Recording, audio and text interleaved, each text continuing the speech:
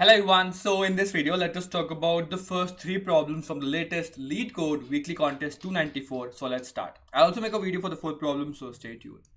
The first problem is percentage of letter inside a string. So you're given a string S and a character letter as you can see in the input. Now return the percentage of the character S that equals letter rounded down to the nearest whole percentage. So you just have to count out how many times this O is present inside this particular character. You just have to present it in the percentage form. So as you can see that O is present 2 times, so the total length is 6. The 2 is present 2 times, so 2 divided by 6 into 100, and that's 33%. You just have to round it down. So it's very simple. Just iterate over this whole string, count how many times O is there, the total length you have to also count it out. So whatever number you occurrences, so let's say the occurrence is, let's say x, so x into 100 divided by total length of the string, that is n. So that's the whole answer. So because you're talking about integers, so it will always it will obviously round it down only. So that's the occurrence total, iterate over the string, increment the value for every character, but you will only increment the occurrence value if the ith character you are on is equal to the letter you're looking for. It's just equalize. This line just means that you're only incrementing your occurrence when the character you're looking for is present inside the string, and the total characters you are, the answer is just occurrence into 100 divided by total. Nothing much complicated. The second problem goes like this, that maximum bags with full capacity of rocks. So you are given n bags numbered from 0 till n minus 1. Now you are given two zero indexed integer arrays, capacity as well as rocks. As you can see, the ith bag can hold a maximum of capacity I of rocks and currently containing rocks I of rocks. So there is a bag, like they are given n bags, let's say n bags. For each bag, there is a capacity of how many rocks that bag can hold, and also how many rocks that bag is already carrying. Okay. Now you are given an additional rock count. So you have this number of additional rocks and a number of additional rocks you have to place in any of these bags, whatever bags you have. Now return the maximum number of bags you can fill such that they have the full capacity after filling out these additional rocks. That's the whole problem. Now it becomes very simple when you can think of that you have bags, you have some rocks inside that, so you have to fill more rocks. So you just find out how many more rocks you have to fill in each bag. So you have an array now which stores how many more rocks you have to fill in each bag.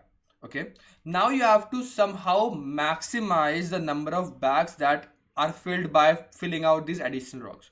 So which means that if you start filling out the bag which is having the least capacity left, what I mean by this is, so let's say that you have a bag which has only one block of capacity left, that it can only hold one block. The other bag has, let's say, 3 capacity left, and the last bag has, let's say, 10 capacity left. Okay, so there are 3 bags, and means that left means that it can still acquire 10 more rocks. Now if you have, let's say, 4 blocks, then which of these 3 bags you will likely to fill? You want to fill this bag and this bag, because this will fill first. If you just put the 4 in this bag, this will eventually land in this bag, but it will not fill, and also all of those rocks will get not be used eventually, because if you fill in these 2 bags, then obviously both of them get filled, and you just want to maximize the total fill bag. So if you fill in this, the total number of fill bag is 2, but if you just directly put in this bag, the total number of fill bag is just 0, because this is also not filled, because it wants 10 to be get filled, and these 2 also not filled. So what you can actually do is that you can sort out the bags by their fill position from smallest to the largest, and try to fill out the very smallest first, because when the very smallest is filled, obviously it will get filled very fast, and similarly you can move forward. That's the overall logic here, nothing much complicated as well. So you just have to make let's say a vector or whatever you want to store out a array or a vector in which how many more blocks are left to be filled in each ith bag. Then sort them out from smallest to largest, and then total is the total number of what you can say blocks that are filled. Okay, so what you can see here is that if the total number of blocks, so what you can see here is, let's say that you have filled in the first bag you have filled 1 block. Okay, then in 5 blocks, so how much more blocks are left to be filled now? So you have to also keep tracking of that, because the total number of blocks you can fill is at most additional rocks. So what you can do is that you can keep track of how many blocks you are more left to be filled. So total number of blocks you have totally filled up till now. So if you have filled this now, and if you want to like fill this much more, if it is less than additional blocks, so which means that let's say you have filled 5 blocks and you have only 2 blocks left. So can you fill 2 more blocks such that the additional blocks are still left? So it's fine. So if it is okay, you can fill the total number of left blocks that you can fill out in this empty block bag. Else it means that you have filled all the bags. Now you have no more blocks left. So what is the total number of bags you have filled? So you are going from ith value 0 1 2 3 4. So you just print out I because you have filled out with I blocks, and now you cannot move any further. If you have moved over all the bags and you have filled all the bags with this additional blocks, you have filled all the bags, so n bags are filled. So nothing much complicated here as well. You can just simply go over the intuition which I've told you. It's very simple.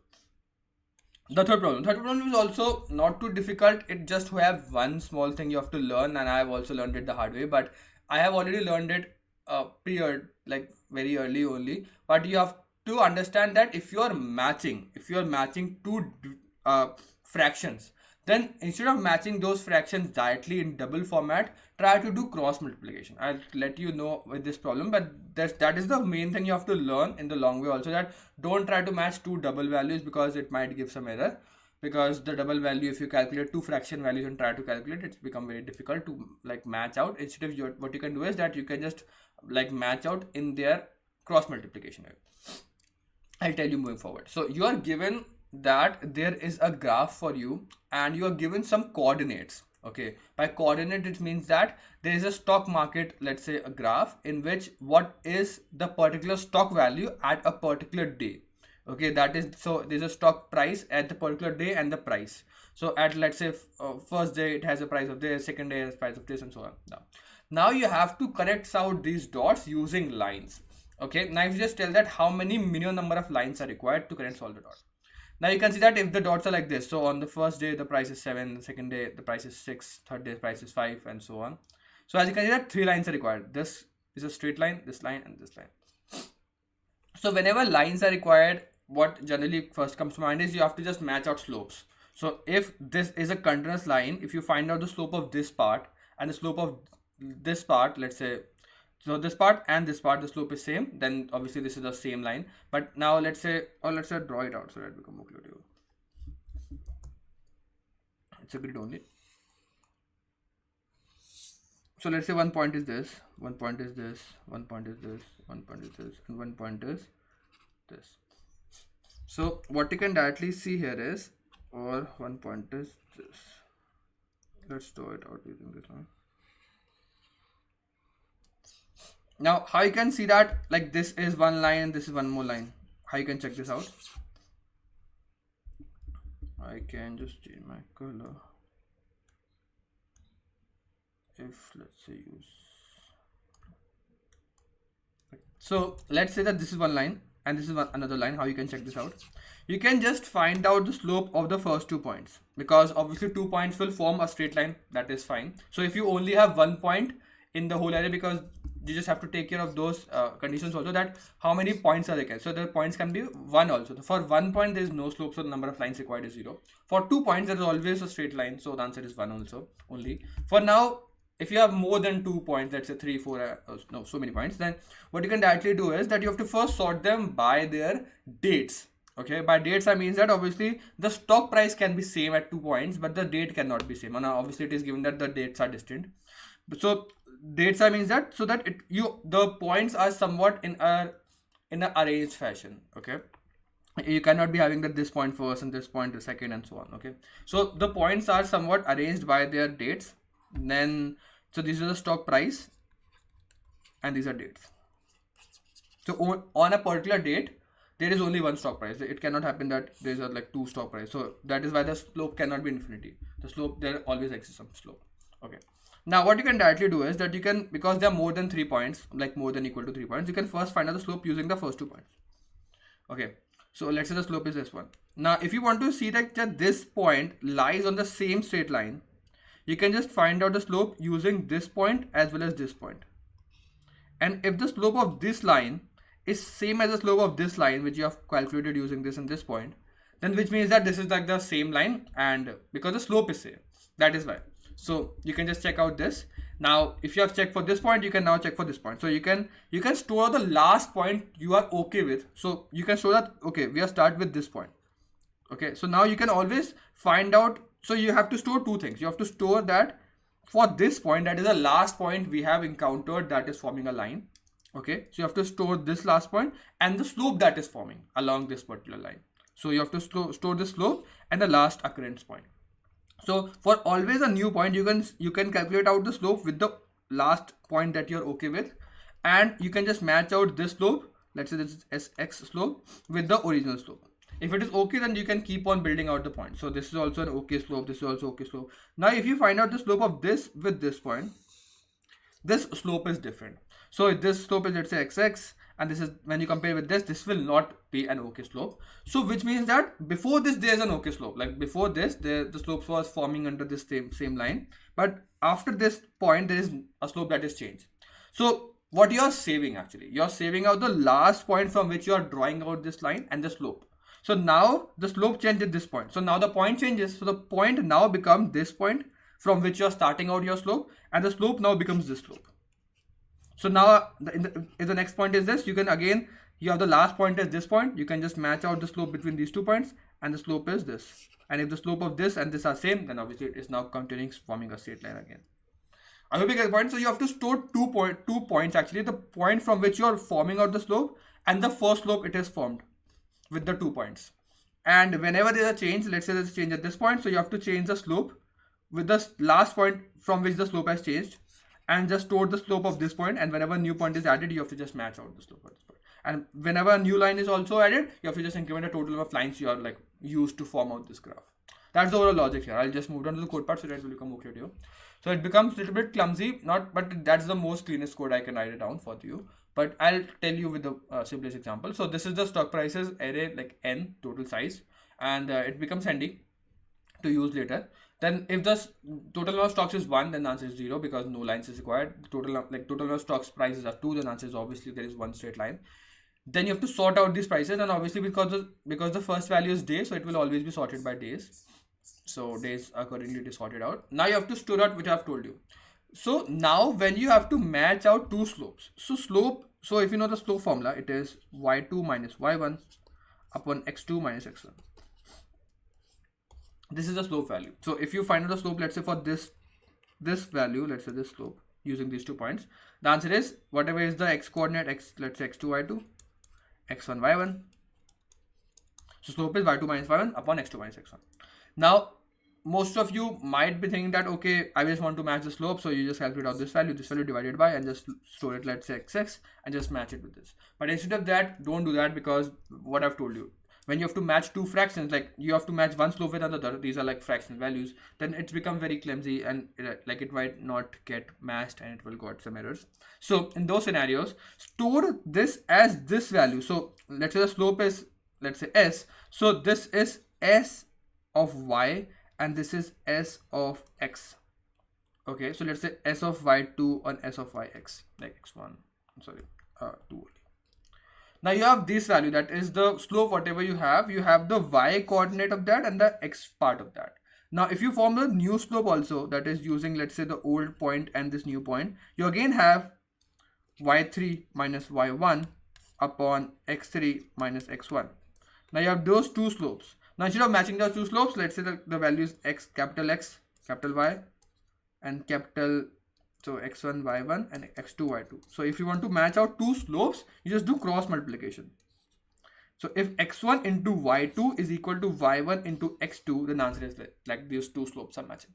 So when you are matching out two fractions, don't match two fractions, just store their x and y parts just separately. And when you want to like match those two fractions eventually, just do a cross multiplication of those values, that is x1 into y2, y1 into x2. That's it. So that's what we are going to do. So for the first point, so we have taken care of the n equal to 1, n equal to 2. So now we are starting from n equal to 3. For n equal to 3, I have 3 points. For the 3 points, I have to first find out the slope using the first 2 points. So for the first 2 points, I need to find out the slope. So for slope, I have the y part and the x part. So y part is the y coordinate subtraction. So as you can see, this is the first point y value and the 0th point y value. Subtract all those, and the same first index stock x value and the 0th index stock x value. So you have the slope now. You have not eventually divided them out, but you have the y part and x part separately. And you have to also store the last point from which this slope is coming from. So the last point is the 0th index. So the 0th index x value and the y value similarly. So you have stored the point as well as the slope which is forming along this. So now, and the total number of lines you have formed till now is 1 because there is one line that is building. Now you have to start from the index 2 because the first 2 points you have already used to make a line. Now you have to start from index I equal to 2. And now what you will do, you will form the new slope. With the new slope for what? For the new slope, you have the current point and the point from which this line is coming from. The line is coming from this index, that is the last x and last y. Okay, so the current point, that is ith y, and the ith x subtracted with the last y and last z. So you have those 2 points. Now you have to do a cross multiplication. The cross multiplication is, so last y into new x, that is y1 x2 and y1 x2, like y1 x2 and y2 x1, similarly like this. So last y new x, last x new y. So if this slope matches out, which means that this point is currently in the same slope, same line, you just continue out, no new line is formed. But if there's a new line is formed and the total is incremented by 1, which means that a new line is formed, and now you have to change out these 4 values. These 4 values, that the slope is changed. The slope is changed according to the now. So if the point that you are checking out, if the slope is changing with respect to this point, you will now make the new slope according to just the previous value of it. So which I have told you, if the slope is changing with respect to this point, the slope, so you're matching with this and this point. Now you have to change the slope from this to this point because now the slope has changed. So the last point from which you're matching is not this. Now it turns out to be this. So just the I minus 1 value. So now the last slope x value is the I minus 1. So the slope now becomes from I to I minus 1 index. Similarly, and the last y and last x is from which you are like mapping out the slopes now is the I minus 1 index. So I minus 1, y and x. And that's the whole thing. That's the overall logic and code part. You just have to look over this code once more again so that it will be more intuitive to you, but it's not too difficult to understand if you've understood what is the logic behind it. So that is the solution for all the 3 problems from the latest Leetcode. If you still have any problems, you can like mark it down in the comments of this video. Thank you for watching this video till the end. I will see you in the next one till I keep coding, and bye.